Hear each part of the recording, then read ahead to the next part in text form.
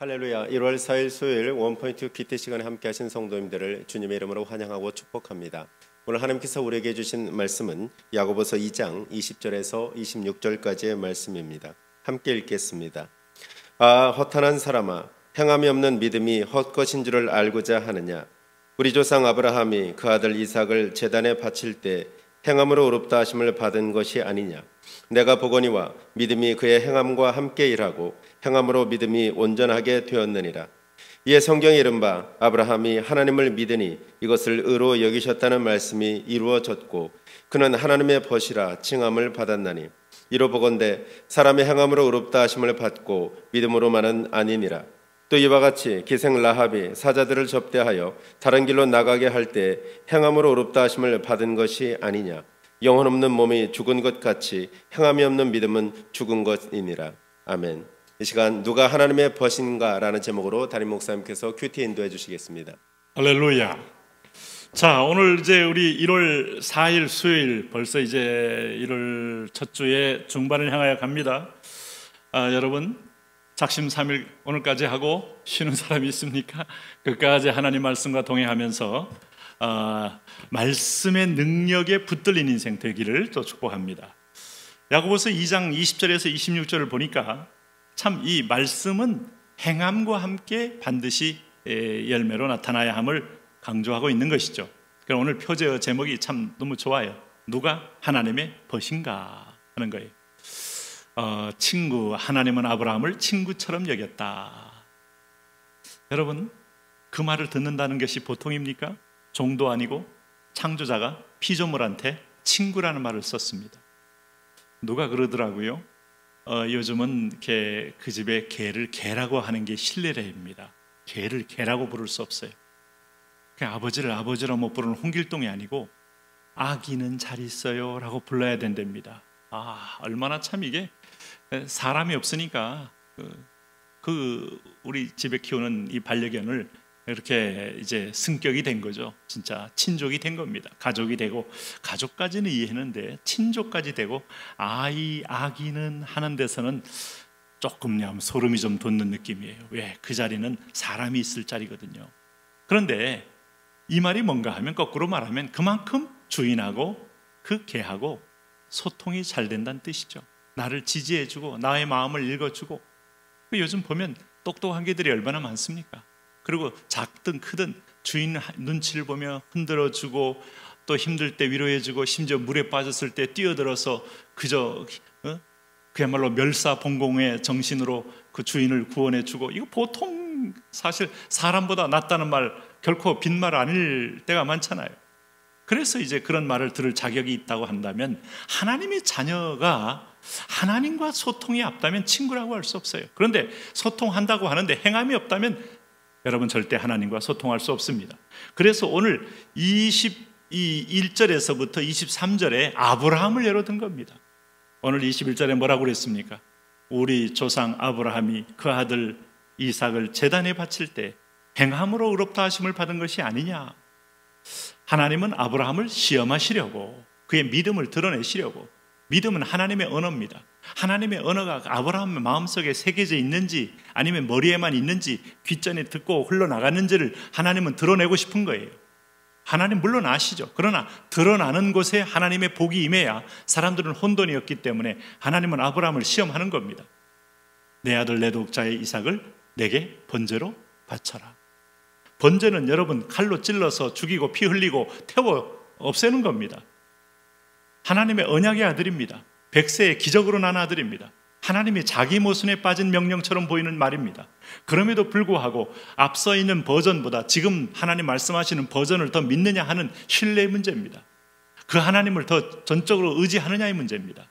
성경의 히브리서 보니까 아브라함은 내 아들 이삭을 번제로 바쳐 하나님께 드렸을 때에도 하나님은 다시 살리실 줄을 믿었다고 했어요.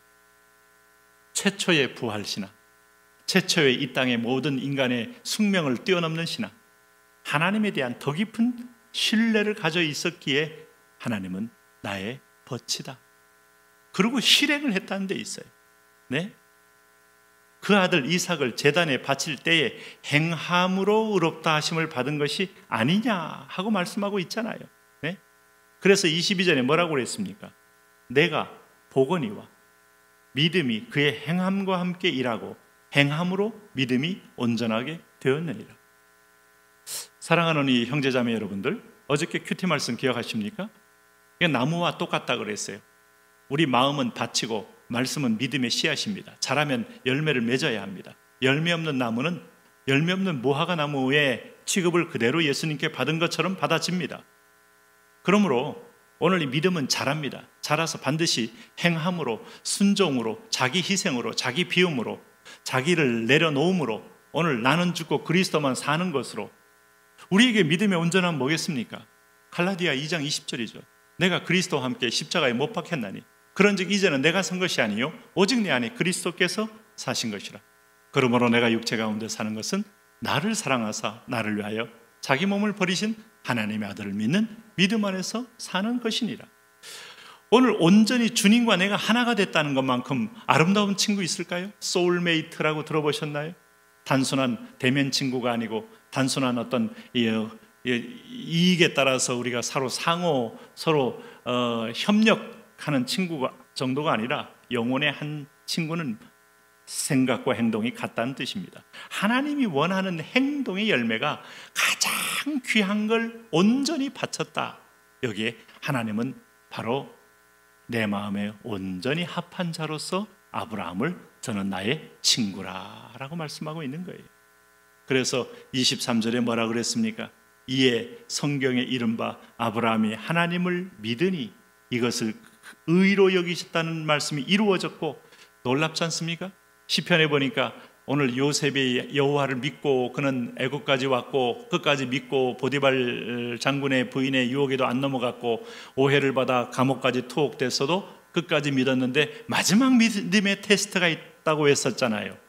술 맡은 관원장과 떡 굽는 관원장 들어왔다가 요셉의 예언대로 한 사람은 나가서 살고 한 사람은 죽임은 당하고, 그러면서 2년 동안에 아무도 찾지 않는 곳에서 혼자 고독한 절규를 했을 때 여호와의 말씀이 응하였다 그랬어요. 말씀은 열매로 나타난 겁니다. 말씀이 이루어진 겁니다. 하나님의 말씀이, 그 말씀이 뭡니까? 나는 죽고 그리스도만, 이 말씀이 이루어지기 위해서 지금 믿음이 자라고 있는 겁니다. 주님만 온전히 보이게 되는 그 믿음의 길을 향하여 한 걸음 한 걸음 주님의 성령님은 우리 인도하는 거예요. 2023년이 되는데 내가 더 강하고 주님이 더 작게 보이면 당신의 믿음은 퇴보하는 것이죠. 너의 믿음의 진보를 나타내어라 할 때 주님의 생각이 내 생각, 주님의 가치관이 내 가치관, 주님의 뜨거운 심장이 내 심장, 그래서 나는 주님 안에, 주님은 내 안에, 나는 간 곳 없고 주님이 나를, 주님만 보이는 사람이 될 때에 아름다운 영적 성숙이 있는 것이고 진정한 승리가 있는 것이죠. 그래서 23절에 뭐라고 그랬습니까?